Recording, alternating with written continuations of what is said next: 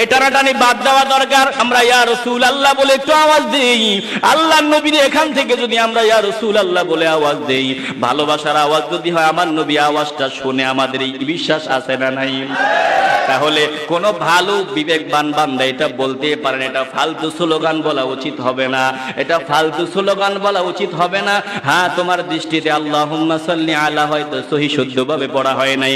কত মানুষই তো আল্লাহর কালামও সহি শুদ্ধ করে পড়তে পারে না। যারা আল্লাহর কালাম সহি করে পড়তে পারে না, তারা আল্লাহুম্মা সাল্লি আলাও সহি করে পড়তে পারে না। যারা আল্লাহুম্মা সাল্লি আলা সহি করতে পারে না, মনে রাখবেন তারা কোরআনও সহি করে করতে পারে না। কথা কোন ঠিক কি না? তাইলে দুরূদ শরীফকে ব্যঙ্গ করার কোনো সুযোগ নাই, বরং আদর করে তুমি বুঝায় দাও, এমনে না এমনে পড়েন, এমনে পড়া ভুল, এটা ভুল। কোরআন শরীফ কেউ পড়তে পারে না, তারা আদর করে বুঝায় দেন, এমনে না এমনে পড়ো। এটাই হলো আপনার, এটাই হলো বিজ্ঞের কাজ। ইয়া রাসূলুল্লাহ স্লোগান যদিও কারো দৃষ্টিতে এটা ভালো লাগে না, ভালো মনে হয় নাই, কিন্তু এটার সাথে ফালতু স্লোগান লাগানোর কোনো সুযোগ নাই।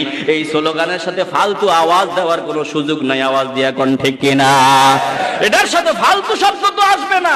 হ্যাঁ, বলতে পারেন এভাবে দেওয়া উচিত না, এভাবে দিতে পারেন, কিন্তু এটার সাথে ফালতু আওয়াজ আসবে না। কথা কোন ঠিক কিনা? এ নবীর আশিকের দল, মানুষ যখন বড় হয় অনেক কিছুই আমার মুখ দিয়ে অনেক ভুল কথা বাহির হতে পারে, সব আপনারা মানবেন না, তবে যেটা সঠিক ওটাই মানবেন।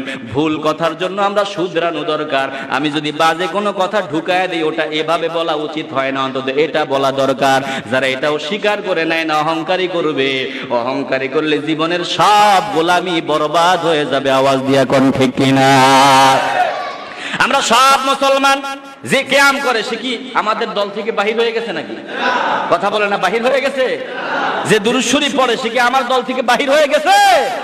না, বরং কেউ দুরূদ ইব্রাহিম পড়বে, কেউ অন্য দুরূদ পড়বে। যেভাবে যে দুরূদ শরীফ পড়বে, সালাম দিবে, সোজা কথা মুসলমান, আমাদের দল থেকে বাহির করে দেওয়া যাবে না। মুসলমানদের ধিক্কার দিয়া বাহির করে দেওয়া যাবে না। ওদেরকে শুধরাবার জন্য সম্মিলিতভাবে আমরা চেষ্টা করা লাগবে। কাউমি বলেন, আলিয়া বলেন, যা বলেন, সবাই ডিভাইডেড হওয়া চলবে না, বরং ইসলামের ব্যাপক স্বার্থে আজকে বেঈমানরা আমাদের আঘাত করে, ব্যাপক স্বার্থে সবাই এক হওয়া লাগবে, সম্মিলিত হওয়া লাগবে। এক হয়ে আমাদের দেশে দুশমন যারা আছে তাদের মোকাবিলা করতে হবে। জোরে কোন ঠিক কিনা? আরো জোরে বলতে হবে ঠিক কিনা?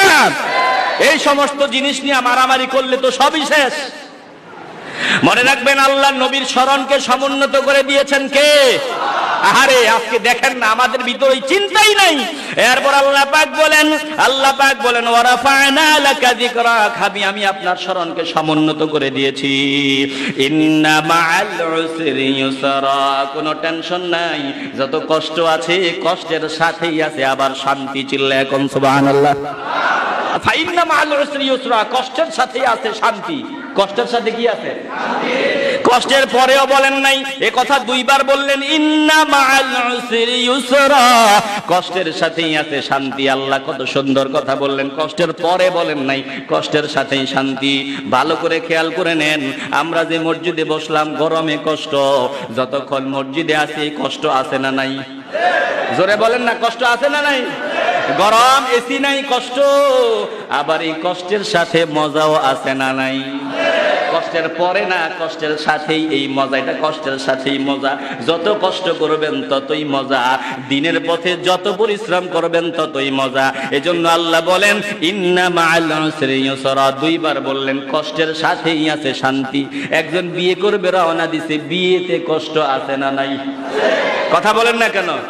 যে দুলা, তার কত কষ্ট, রাতে ঘুমাইতে পারে না, এরপর কত কষ্ট, এই কষ্টের সাথেই মজা আছে না নাই? যত কষ্টই সে পায়, এই কষ্টগুলোরে কষ্ট মনে হয় না। আবার